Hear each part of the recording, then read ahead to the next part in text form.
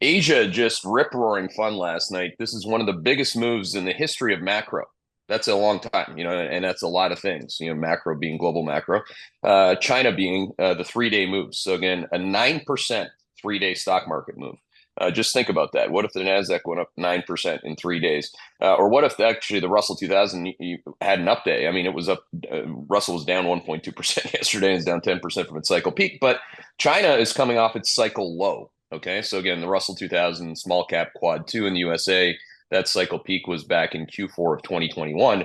We're going to be looking back potentially and likely would be positioned for it at the cycle low in China in Q3 of 2024. So every country, of course, is on their own cycle. They have their own quads. But getting into quad two, and I wrote this in the top three things note that we distributed widely this morning.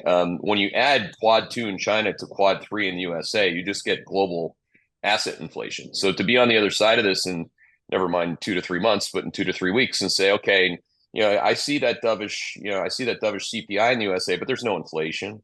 Only in your accounts, right? I mean, everything that you're long is going up. It's called inflation. Okay, so again, you got that going on in Asia, in addition to India, of course, hitting yet another all-time high, and the top end of the range just keeps going higher at a faster rate, which is very bullish.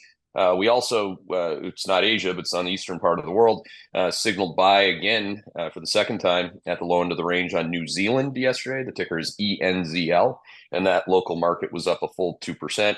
2.1% actually. Dr. Kospi back to bullish trend. Nikkei back to bullish trend. Asia is a very bullish in the aggregate. Hey there, Hedgeye Nation, or if you're not part of Hedgeye Nation, thanks for watching Hedgeye on YouTube. If you haven't already, make sure to click on the button below there. Subscribe to our YouTube page. You can also follow the link in the description to our website to get even more great investing content.